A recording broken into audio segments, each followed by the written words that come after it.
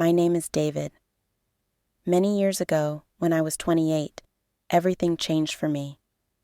It started on a rainy night. The rain was heavy and loud, and I sat in my car outside the house, watching through the wet window. My hands were shaking, and my heart was beating fast. Inside the house, I saw a light. I looked closer and saw my wife, Anna. She was not alone. There was a man with her. He was my friend. They were close, laughing softly together. I froze. I wanted to shout, to run, to open the door and ask why. But I didn't move. I sat there in silence as the rain fell harder. My world broke quietly that night. I felt something inside me fall apart, and I couldn't put it back. I stayed in my car until morning. I didn't call anyone. I didn't cry. I just sat there, lost. When the first light came, I finally drove home. My little daughter, Lily, ran to me and hugged my legs. She was only 6 years old. She smiled brightly and said, "Good morning, Daddy." I hugged her back and forced a smile. She didn't know what had happened. She was too young to understand. I looked at Anna. She looked away. We didn't speak. The air between us felt cold and empty. I made breakfast for Lily, and she laughed at the funny shapes of the pancakes. I said, "Do you like them?" And she nodded with joy. But my heart was heavy. The picture from the night before was still in my mind. I couldn't forget it. Days passed, but nothing felt normal anymore. I woke up early and took Lily to school. I smiled at other parents, said kind words, but inside I was tired. I was pretending to be fine. At work, I stared at my computer, typing words I didn't care about. My boss talked, and I nodded, but I didn't really hear him. All I could see were their faces, Anna and my friend, smiling together. That image lived in my mind. It followed me everywhere. At night, I tried to act normal for Lily. She showed me her drawings, and I told her they were beautiful. I hugged her and said, "Daddy's proud of you." When she fell asleep, the silence in the house grew heavy. Anna sometimes tried to talk to me. Once, she cried and said she was sorry. She said it was a mistake, but her words felt empty. I couldn't believe her anymore. I listened, but I didn't answer. I was there, but my heart wasn't.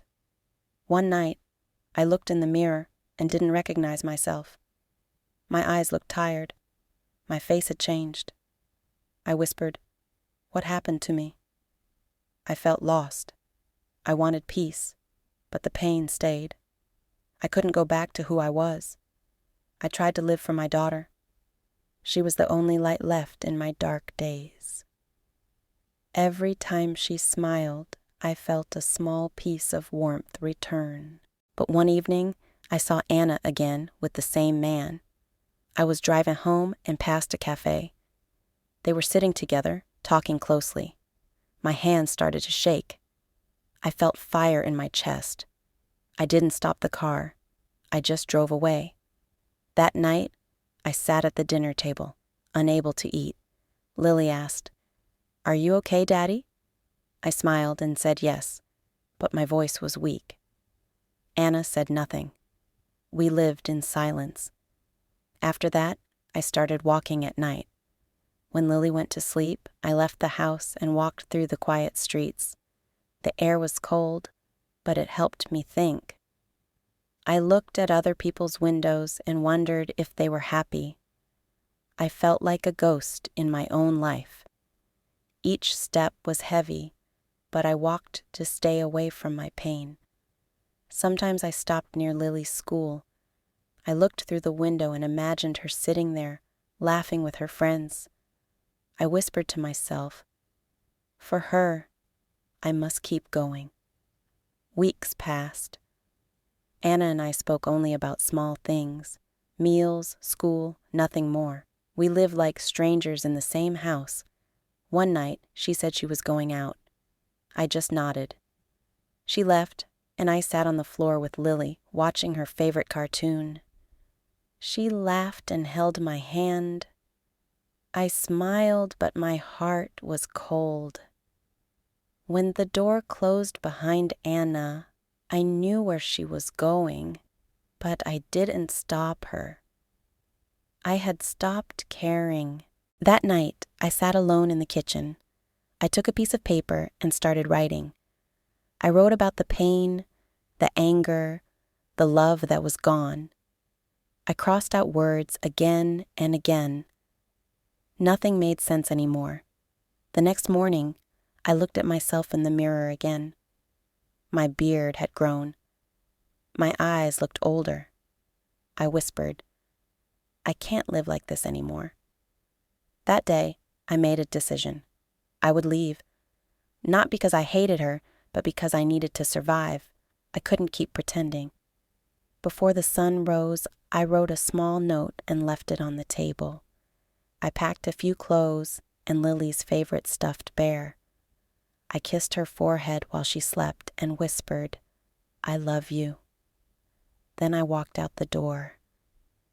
We moved into a small apartment on the edge of town. It was simple, but it felt peaceful.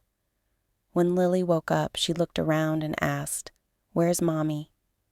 I said softly, She's not coming now, sweetie. She hugged me tightly and said nothing. That night, I watched her sleep. I cried, but this time it felt different. The tears were not from anger, but from release. Life became simple after that. I worked at a small grocery store nearby. I took Lily to school every morning and picked her up in the afternoon. We cooked together, told stories, and laughed a little. The pain was still there, deep inside, but it didn't control me anymore. I learned to breathe again. I wasn't the same man, but I was still a father, and that was enough. Every night before she sleeps, Lily says, Good night, Daddy. I love you. I hold her hand and whisper, I love you more. And for the first time in a long time, I mean it. I have pain, yes, but I also have hope. Because even after everything, love, real love, still lives in the small heart of my daughter. It's a good way to practice English every day. Don't forget to like this video and subscribe to the channel for more stories.